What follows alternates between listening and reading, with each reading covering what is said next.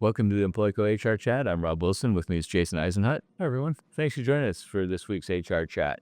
So, Jason, for 2025, as we've been talking through some of the best ofs or what we're seeing in 25. So, let's talk about attraction and retention. Top five attraction and retention trends for 2025, and we can start with the unemployment rate. So though we're hovering around 4.1% now, we expect that to go up. We expect the unemployment rate to go up, maybe the mid fours, 4.4, somewhere around there at some point in 2025. So obviously as the unemployment rate goes up, less jobs will be out there, more people looking for jobs. So it'll be a little bit more difficult for employees to find jobs, more competition, less jobs to search for. So the pendulum swinging might be a little bit more back in the employer's favor in terms of hiring and retention and things like that. But it still doesn't. I saw a survey that 38% of employees are looking to change jobs in 2025. Which is just interesting because over the years, you and I have seen the similar trends of 60% of your employers are going to be looking for jobs, and I think that it's always interesting to see those percentages.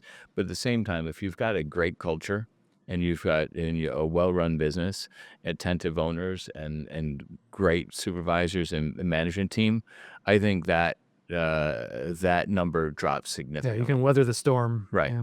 So, but when you see that amount of people, unemployment too, we haven't really seen the trends of where the uptick's going to come from. Oh, but You which know, industries? is it government? Is they're laying off thousands of people from a government standpoint, trying to shrink the government this year?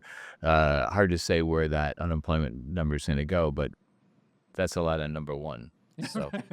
So number two, AI and automation. It's not going. I think it's here to stay.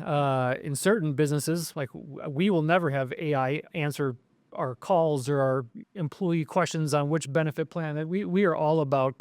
We will always have a receptionist. We have a live person answering our calls all the time. But in certain companies, in certain industries, AI is really taking over and really helping them be more efficient. Certain areas like customer service or software design, it's really becoming a big cost savings for a lot of employers out there. No, it's just me being an idiot. I was returning something to Amazon, and my wife, you're on your iPad going through the process, and she's like, "It's AI. You're not talking to Betty right now." Betty. Yeah.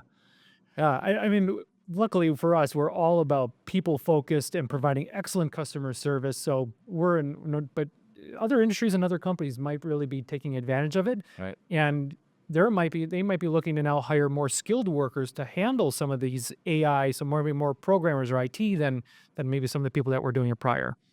And the next one, you're seeing a lot of return to the workplace, to the office. You've definitely seen that on a lot of the national banks.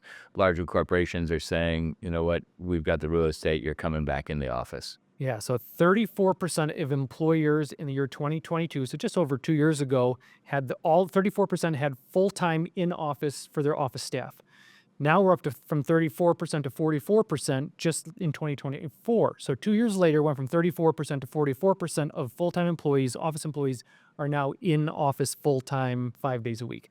So there is definitely an upswing in terms of bringing employees back, maybe hybrid, less hybrid, or hybrid to full-time in the office.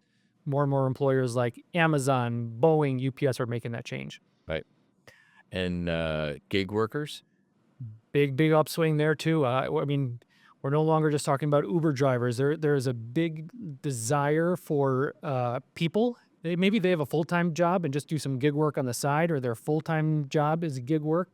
But it was 62% of U.S. adults received some pay from gig work last year. Right, your side hustle as an Uber driver or a DoorDash or somebody. Some way to supplement your income. And they like it. Typically, people like it because they can make their own hours. They don't have to answer to a boss. They get maybe the income a little bit more quickly than a biweekly payroll. So it's taking off, and it's something that employers also need to monitor too. Okay, am I in threat to lose my employee to a gig worker because they want more flexibility? And it'll be interesting to see with the new administration. The last administration was pushing away from gig workers and really pressing for them to be employees, and really from a tax standpoint. Mm-hmm. And so it'd be interesting to see, does President Trump move away from that, or does the Department of Labor still stay Great with point. that? Yeah, interesting to see. But no crystal ball To here. be determined. Yeah. Right. So yeah, so if and we have a more in-depth list. So if you want to get the full list of some of the more details, we have a great article we can send you, hr@employco.com. We'd love to help in any of these areas and send you the list too. Right. So feel free to reach out. HR@employco.com goes directly to Jason. So happy to answer questions that you might have. All right. So thanks for joining us. Thank you.